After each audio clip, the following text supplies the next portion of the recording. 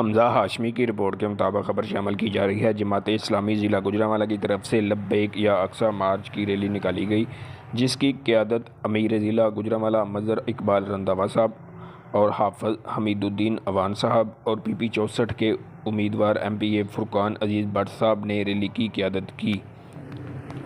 Rally میں نائب امیر جماعت اسلامی پاکستان جناب لیاقت بلوچ صاحب نے خصوصی طور پر شرکت کی اور عوام کی بہت بڑی تعداد نے ریلی میں شرکت کی اور فلسطینیوں کے ساتھ اظہار یکجہتی کیا اور اسرائیل کے خلاف نعرے بازی کی۔ امریکہ کا یو یار ہے غدار ہے غدار ہے، اسرائیل کا یو یار ہے غدار ہے غدار ہے، فلسطینیوں سے رشتہ کیا لا الہ الا اللہ، حماس سے رشتہ کیا لا الہ الا اللہ کے نعرے لگائے گئے۔ اور مقررین نے خطاب کرتے ہوئے کہا کہ حکومت کو چاہیے کہ اسرائیل کے خلاف جہاد کا اعلان کرے۔